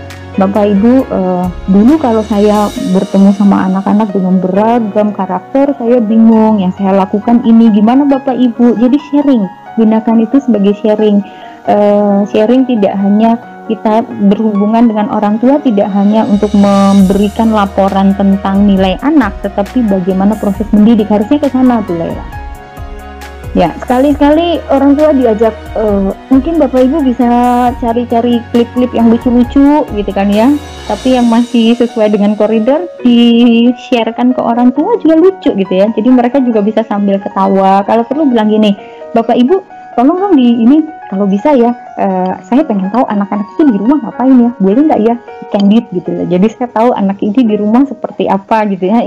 Itu bisa membangun keakraban dan orang tua menjadi lebih cair gitu kan ya dengan kita guru, dan mereka akan sharing apa yang terjadi gitu. Saya tahu tugas guru tambah berat. Saya tahu tugas guru tambah berat sekarang, nggak cuma ngajar tapi ngopeni orang tuanya juga ya Bu Laila ya. Betul ya. Jadi ketika dulu pembelajaran di tatap muka itu yang diopeni istilahnya Bu, yang kita openi itu hanya siswanya saja, tetapi sekarang siswa dan orang tua. Betul.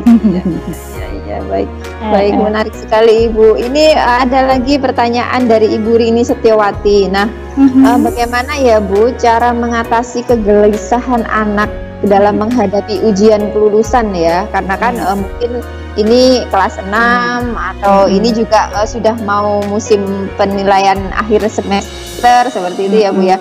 Gimana cara mengatasi kegelisahan anak dalam menghadapi ujian kelulusan nanti, sedangkan si anak ini merasa tidak maksimal Bu belajar selama PJJ itu, seperti itu. Caranya gampang Bu, orang tuanya yang diopeni dengan baik untuk nggak usah terlalu banyak menuntut. Iya betul. Sebenarnya yang membuat stres kan orang tua ya. Tapi saya punya anak yang kelas 6, ini dia lagi di sebelah saya, sekarang sudah lari dia.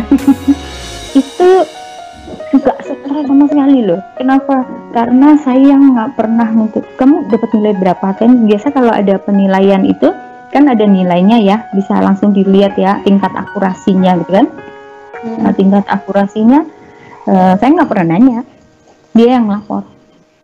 Mah, bisa mah berapa? Aku dapat 100. Wah, mama hebat. Terus ada lagi, mah cuma dapat 75 mah. Oh ya udah hebat gitu. Kerjakan sendiri kan, dia hebat. Ayo sekarang dilihat lagi yang salah mana, coba kita diajarin caranya. Gak apa-apa mak, gak apa-apa. Mama aja kalau jadi kamu, mama dulu waktu belajar itu harus bantu guru. Kalau kamu sekarang belajar sendiri, hebat. Sudah belajar sendiri, materinya dicari, pakai teknologi, dan gitu kan ya, apa-apa. Nah, jadi sebenarnya poin utama yang membuat anak stres itu sebenarnya ada dua memang. Sebagian besar itu karena orang tua menuntutnya terlalu banyak. Poin nomor 2, mungkin dia tipe yang perfeksionis. Kalau ini anak yang tipenya yang perfeksionis, mau nggak mau harus minta bantuan yang lebih profesional untuk menyadarkan dia. Jadi kalau kami para psikolog mungkin akan masuk dengan terapi yang namanya CBT, Cognitive Behavior Therapy gitu kan ya. Bagaimana membuat cara berpikirnya bisa berubah dengan lebih baik, lebih rasional, lebih bisa menerima diri apa adanya. Sebenarnya kan poinnya kan di sana. Poinnya di sana. Tapi itu seninya. Satu sisi kita harus mencambuk mereka supaya mereka mau belajar, tapi di saat tertentu kita ini enough, it's okay nak, apapun yang kamu dapat itu baik gitu. Anak saya itu yang nomor 2, matematikanya nggak bisa Bu Laila. Saya kalau bilang matematika susah banget gitu kan ya. Tetapi cara dia berkomunikasi yang dulu tuh ada temannya yang sangat agresif sekali sama dia. Sekarang malah justru jadi teman yang karib. Nah itu yang saya support banget. Jadi kalau ketemu orang saya bilang, ini anak saya yang ini paling hebat nih. Dia bisa bagaimana caranya membuat orang yang dulu nggak senang sama dia menjadi senang.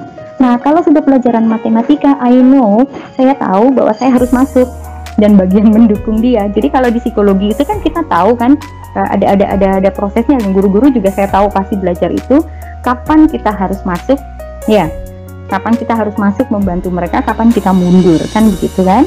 Tapi apapun juga saya katakan ke anak saya gini, nggak apa-apa mah, matematika susah banget gitu. Nah katanya mau jadi pilot, kalau jadi pilot tuh harus bisa matematika gitu ya mak ya. Kalau gitu saya ubah aja ya, kalau jadi pilot ya terserah gitu. Tapi masa nggak bisa cuma gara-gara nggak bisa matematika? Nyatanya yang susah aja kamu bisa, pelan-pelan ya belajarnya. Kalau nanti kemudian dia akhirnya nggak bisa, nggak harus jadi pilot, ya sudah lah. Yang penting kamu sudah berusaha. Yang keenam, Laila. Jadi apa ya, yang namanya orang tua nih nomor satu ya. Betul. Lebih enak kalau kita sekarang ngajar anak SD. Kalau mau pembentukan karakter itu semakin kecil siswa kita bisa masukinnya secara kontinu. Apalagi ini teman-teman kan punya grup ya PGRI ya, kita mungkin bisa bikin satu kurikulum tersendiri. Karena kalau di sekolah kita kan ada penilaian karakter juga kan, tapi tidak hanya menilai, bagaimana mengarahkan mereka untuk di rel yang benar gitu kan ya, dibikin itu kayak kurikulumnya, atau setidaknya ada apa namanya aktivitas bersama apa yang perlu dilaporkan dan lain sebagainya, dan minta itu juga dilakukan orang tua di rumah gitu. Kalau bisa kayak gitu, wah PGRI Jawa Timur bisa jadi oke ya, jadi karakternya bisa kayak gitu. Bapak Ibu.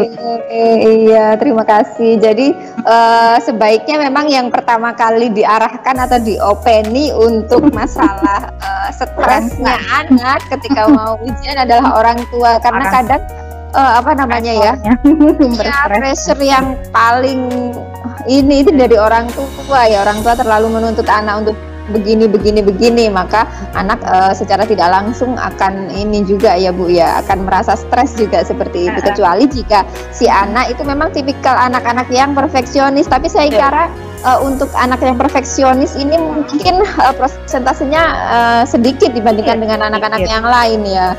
Betul. Jadi memang perlu kiranya kita membuat parenting class ya Bu ya, untuk orang tua seperti itu ya. Jadi begini Bu Laila, kalau masih ingat yang waktu itu saya ngasih materi ya, kan saya bilang sebenarnya stres itu penyebabnya adalah ketika apa yang kita harapkan dengannya tidak sesuai dengan kenyataan, kan gitu sebenarnya.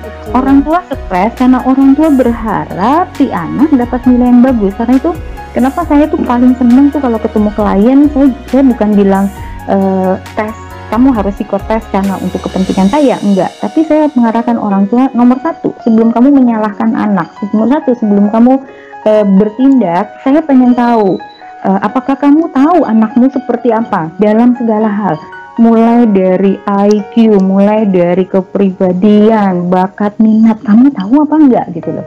Kalau itu tidak diketahui oleh orang tua, maka menjadi susah dia bagaimana bertindak. Jangan-jangan dia menuntut sesuatu yang kayak tadi saya bilang kan, mama kemarin nggak bisa jadi dokter, soalnya opa kamu, kakek kamu dulu nggak punya duit, sekarang mama punya duit nih, di kamu harus jadi dokter. Karena, wah apalagi kalau orang tua yang semakin pintar baca banyak gitu kan, karena IQ itu juga diturunkan, iya ada, tapi berapa persen gitu kan. Nah itu, jadi itu orang tua yang perlu ini kan kalau bisa sih dibuat parenting. Baik. Oke Bu Yesika, ada banyak sekali pertanyaan dari teman-teman Bu. Seperti biasa ya, selalu teman-teman itu untuk topik-topik yang seperti ini pasti akan selalu bersemangat dan muncul pertanyaan dia, betul. Ini tapi karena waktu kita terbatas Bu, jadi ini satu pertanyaan terakhir ya mungkin ya. Boleh. Gini Bu, dampak PJJ yang saya temui itu adalah salah satunya berkurangnya sopan santun anak ketika berhadapan dengan guru maupun dengan orang tua. Nah, bagaimana kita sebagai guru itu cara kita mengontrol pendidikan karakter anak ketika masa PJJ ini? Karena memang anak kan di rumah ya, kita tidak bisa memberikan contoh sebagai guru, tidak bisa membenahi secara langsung. Nah, ini bagaimana ini Bu? Silakan. Betul ya. Jadi sebenarnya kalau sekarang kita mau pindah-pindahan apa ya, tongkat estafet gitu kan ya, ini harusnya orang tua nih. Tapi kan tadi saya bilang siswa dan orang tua sekarang semakin menyadari bahwa guru punya peranan yang besar kan gitu kan. Terus bagaimana dong? Nah tadi ada di slide saya ya, bahwa thoughts gitu kan ya becomes personality. Jadi apa yang bisa kita lakukan? Yang kita lakukan adalah memperbanyak komunikasi kita dengan mereka untuk kita tahu bagaimana cara mereka berpikir, kan gitu kan ya. Kemudian kita membantu mereka untuk meluruskan. Contoh yang gampang gini aja, untuk Bapak Ibu ya, Bu Laila dan teman-teman guru yang lain. Kita mengajarkan mereka ya, karena setiap hari pasti bukan setiap hari ya, setiap minggu guru punya kesempatan untuk ketemu siswanya kan, gitu kan, sebenarnya sama seperti sekolah biasa, tapi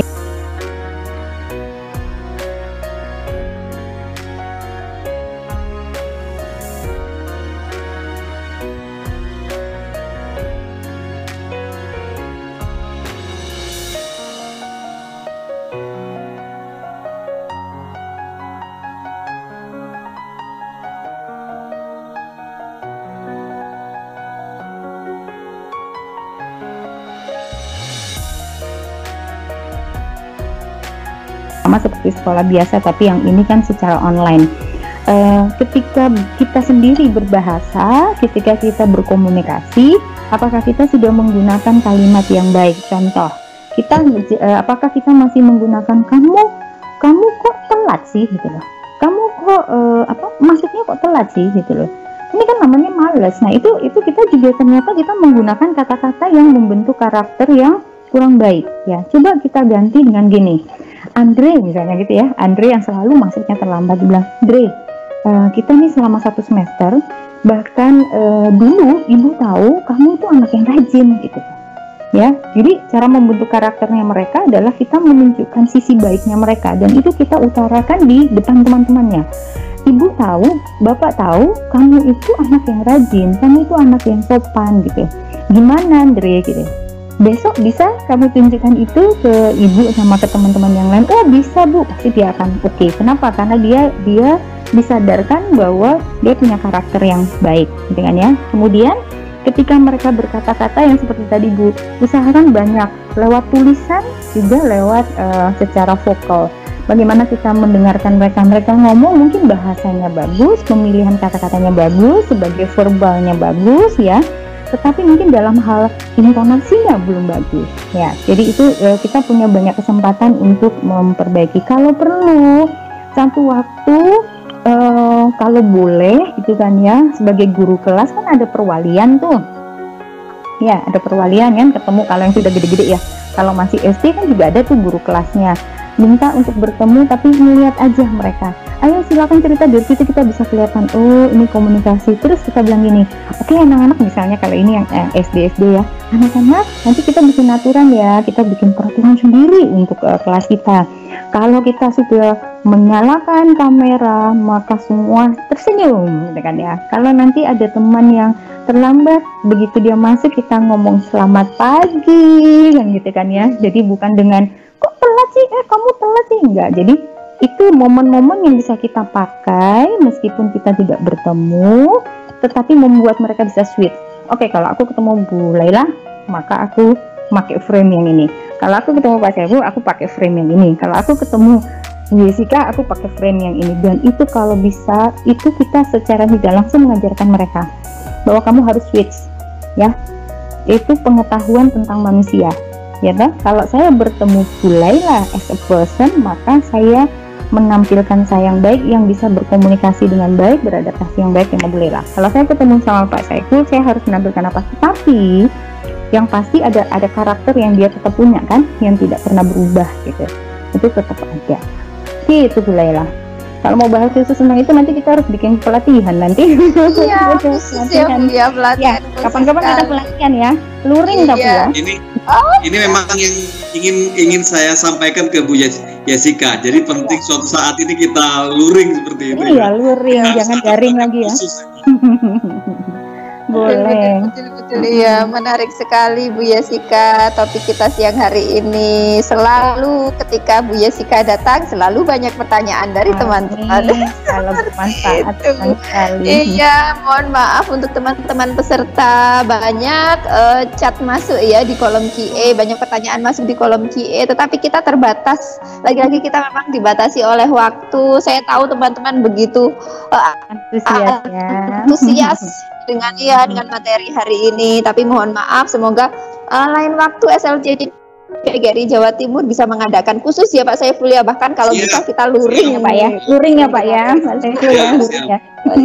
Baik, terima kasih Bu Jessica. Barangkali ada closing statementnya sebelum saya tutup pertemuan kita pada siang hari ini. Bu Jessica silakan. Oke, saya sebenarnya closing statementnya ada di saya ngambil dari salah satu pertanyaan dari guru sebenarnya. Ada yang bertanya, apakah bisa kepribadian seseorang dirubah? Jawaban saya bisa, kapanpun bisa. Tidak pernah ada kata terlambat. Yang penting adalah bagaimana kita, satu, karena kita ngomong tentang guru, kita sudah tahu step apa yang harus kita lakukan untuk bisa membantu mereka untuk melakukan perubahan. Dan yang kedua adalah bagaimana kita menumbuhkan motivasi pada diri mereka bahwa yes, I can do, kan gitu kan ya. Transformation itu bukan sesuatu yang impossible, tetapi sesuatu yang possible. kapanpun kalau mau, karena pembentukan karakter nggak susah. Yang penting nomor satu, mau nggak mengubah cara berpikir, kan lebih banyak sana kan, cara berpikir. Karena berpikirnya bagus, kata-kata yang dikeluarkan pasti juga positif. Kalau semakin sering kita mengatakan sesuatu yang positif, akan menggerakkan dari tubuh kita untuk melakukan sesuatu yang juga positif. Satu kali dilakukan nggak apa-apa, besok terasa kok enak ya, respon orang kok bagus ya, saya ulang habit, and then kita bisa menciptakan siswa-siswa kita sebagai SDM yang unggul. Jadi sangat mungkin gitu ya.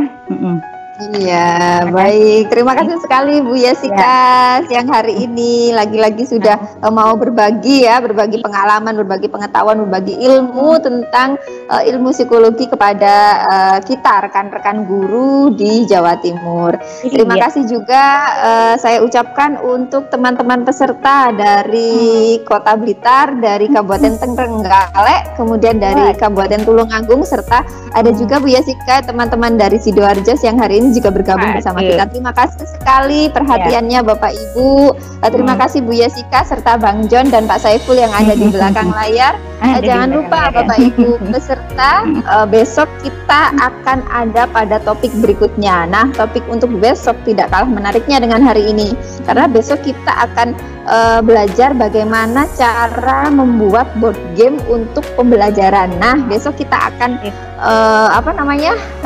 mengundang Bapak Eko Nugroho sebagai founder salah satu perusahaan board game yang besar di Indonesia. Kita akan belajar bagaimana cara membuat board game untuk pembelajaran, dan special request untuk teman-teman di Kota Blitar tidak boleh terlewatkan, karena materi atau tugas ketika teman-teman on nanti salah satunya adalah tugas tentang board game. Seperti itu Bu Yesika. Terima kasih Pak Saiful. Sekian dari kami. Insya Allah kita akan ketemu lagi nanti. Iya, kita tunggu juga bukunya Bu. Jessica kita tunggu bukunya ya.